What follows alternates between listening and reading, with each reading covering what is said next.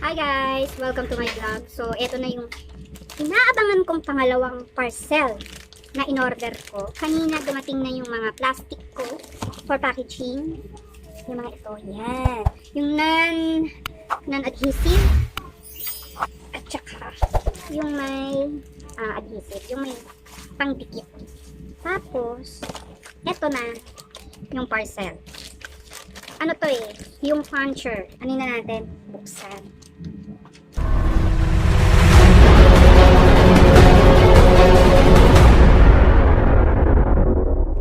So, galing siyang Las Piñas. Galing siyang Las Piñas. BF Resort Village, Las Piñas. Alright, ito na. Yan yung weight limit. And then, buksan na natin. Nasa labas. Balistad. Ito na. Buksan. Bago natin siya i-order. Naka-cardboard.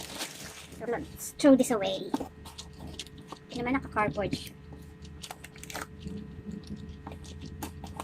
At ako'y sinisipon. Kasi, nung nakaraan, itong right side ng ilong ko, ito yung may sipon, ito wala. Ngayon, nung nawala to, ito naman kabila ang sinisipon. At wala kaming tubig. Walang advice. Hello naman, Maynilad. Wala kayong advice. Kainis kayo. Anong oras pa lang, oh? Pasado alas 5 pa lang ng hapon, wala na agad tubig. Anong oras kaya magkakaroon to? Madaling araw. So, ayan. Ito na. Ito na yung puncher na in-order ko.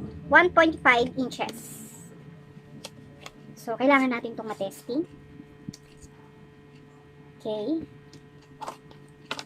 At medyo malaki siya. Ayan. Pink and blue. Ayun o. Sa loob. Pag prines mo tong pink, yan. Tapos, sa ilalim, ito yung binubuksan. Yan.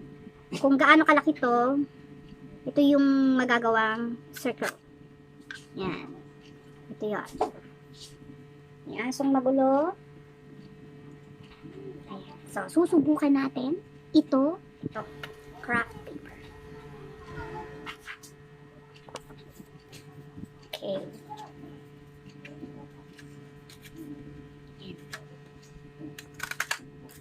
Okay. Maluto. Na.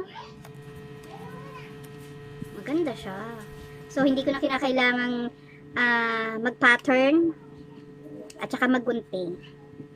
Meron din naman palang ganito. Dapat sana ang bibiling ko yung 2 inches. Eh, kaso hindi na available. Okay. Kasi may ginawa na ako. Ito, oh. Mahigit 1 inches din siya. Malaki lang siya ng konting-konti dito. Ang ginawan ko nito, ang ginamit ko pala nito is folder. So, itry kaya natin sa folder.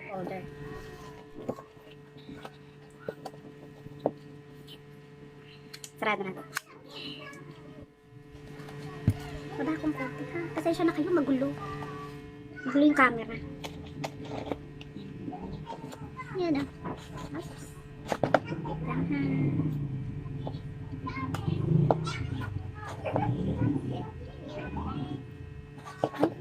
Ano ba?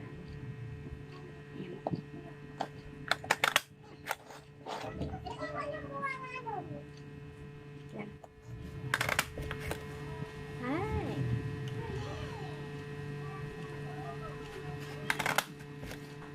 Yan. So, tatlo. Ayan, tatlo. So, tingnan natin. Yun. So, mas maganda yung bilog niya. 'Di ba? Mas maayos yung edges. Kaso, may space.